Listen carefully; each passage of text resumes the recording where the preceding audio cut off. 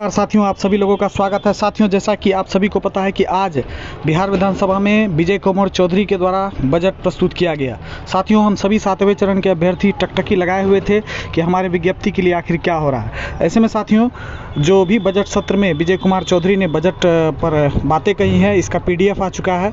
खास करके मैं जो शिक्षा विभाग से संबंधित जो बातें सामने निकल के आ रही है उसको आपके बीच रखता हूँ।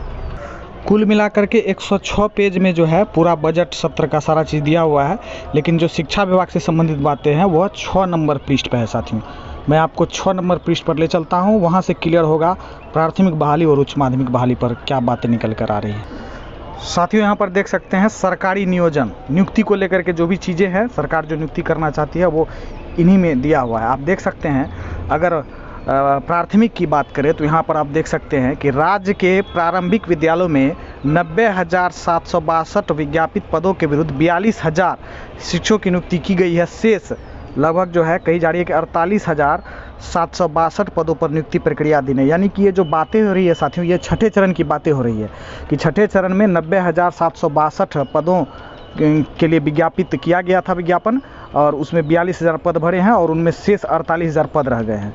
इसके बाद बातें की है राज्य के मध्य विद्यालय में शारीरिक शिक्षा एवं जो है स्वास्थ्य अनुदेशक में 8,386 पद, उसके विरुद्ध जो है 2,500 पद को जो है नियुक्ति किया गया है। लगभग 5,886 पद नियुक्ति प्रक्रियाधीन है। इसके बाद आगे जो है राज्य के प्राथमिक विद्यालय में प्रधान शिक्षक हेतु 40,506 पदों के जो विज्ञापन आने वाली है, जो पिछले दिनों जिनको रद्द कर दिया गया था, उसके संबंध में कही है प्रधान शिक्षक की नियुक्ति होगी। इसके बाद साथियों, खास करके प्राथमिक शिक्षक बहाली के बारे में विशेष रूप से नहीं कहा गया है। आप देख सकते हैं राज्य के माध्यमिक और उच्च माध्यमिक यानी 9 से 12 की बात कही गई है कि विषयवार अपेक्षित संख्या में शिक्षकों की नियुक्ति हेतु छठे चरण के अंतर्गत कुल विज्ञापित 3214, यानी कि जो छठा चरण हुआ था उसमें 9 से 12 के लिए 32,714 पद आया था, उसमें 2716 पदों की नियुक्ति हुई है। और आगे देखिए साथियों, 7वें चरण के संबंध में कहा गया है कि 7वें चरण के लिए माध्यमिक शिक्षकों के लिए यानी 9 से 10th के लिए 44,193 और उच्च माध्यमिक 11-12 के लिए 89,734 पदों पर नियुक्ति की कार्रवाई प्रक्रियाधीन है। आगे साथियों जो है अन्य चीज़ों के बारे में बताया गया है, कंप्यूटर शिक्षा का आगे बारे में, यानी कि आप पढ़ना चाहे तो पढ़ सकते हैं। लेकिन प्राथमिक शिक्षक बहाली में की बात करें साथियों, जिससे 7वां चरण का अस्तित्व है, क्योंकि सीटेड बीटेड अभ्यर्थी ने ही जो है 7वें चरण की प्रक्रिया को शुरू करने को लेकर के सरकार पर दबाव बनाया। लेकिन शिक्षक अभ्यर्थी खास करके जो 1 to 8 की बहाली के संदर्भ में कोई भी स्पष्ट बातें नहीं कही गई है।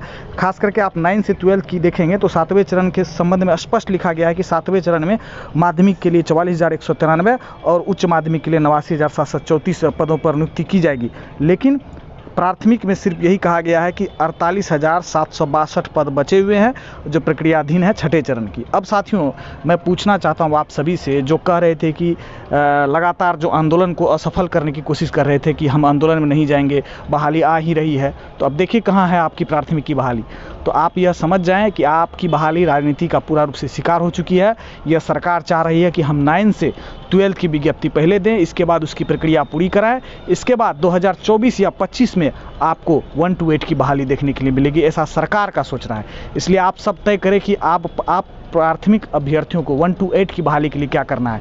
ऐसे में अब आंदोलन ही एक रास्ता है, क्योंकि साथियों जब तक आप आंदोलन नहीं कीजिएगा तब तक अब कुछ नहीं होने वाला है। क्योंकि बजट सत्र में खास तौर पर 7वें चरण के बारे में सिर्फ और सिर्फ 9 से 12 की बात की गई है। 1 to 8 के बारे में ऐसा नहीं कहा गया है कि इतने पदों पर नियुक्ति हो गया। स्पष्टता इसमें ये होनी चाहिए थी कि साफ तौर पर सरकार को कहना चाहिए थे कि 1 to 8 में आखिर कितना विज्ञप्ति हम देने जा रहे हैं, इसको लेकर के कुछ कहना था, लेकिन कुछ नहीं कहा गया।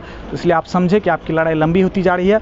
आप सबों से मेरा अनुरोध है कि 3 मार्च को जो आंदोलन है उसमें पहुंचिए। सभी अभ्यर्थी जोश जुनून के साथ सरकार पर दबाव बनाइए, तभी विज्ञप्ति आएगी। ऐसे में साथियों, प्राथमिक बहाली के संबंध में कोई भी जिक्र जो चीज़ नहीं किया गया है, इसको लेकर के हमारे कुछ साथी लोग गए हुए हैं विजय कुमार सिन्हा के पास, जो प्रतिपक्ष नेता है, उनसे मिलने के लिए। और कुछ पत्रकार महोदय को भी हमने बात करने का प्रयास करके उनको कहा है कि जाइए, कि खास करके जो विजय कुमार चौधरी जी आज बजट में बोले हैं कि सिर्फ 9 से 12 के बारे में बात की है कि 7वें चरण में कितनी पद आएगी, 1 to 8 के बारे में क्यों नहीं कहे हैं। तो इस पर शायद विजय कुमार सिन्हा को अवगत करा दिया जाएगा शाम तक। हो सकता है कि कल या परसों आपको विजय कुमार चौधरी या प्रतिपक्ष के किसी भी नेता के द्वारा यह प्रश्न पूछा जाएगा, तब जो स्पष्ट जानकारी आएगी। लेकिन फिलहाल ये साफ है कि प्राथमिक विज्ञप्ति के लिए सरकार अभी कुछ भी अच्छा चीज़ नहीं करने जा रही है, यानी कि पूरी तरह से एक ठंडे बस्ते में डाल दिया गया है। सिर्फ जो है 9 से 12 के बारे में बात कर रही है। इसलिए आप सभी 3 मार्च को होने वाले आंदोलन में पहुंचे। धन्यवाद।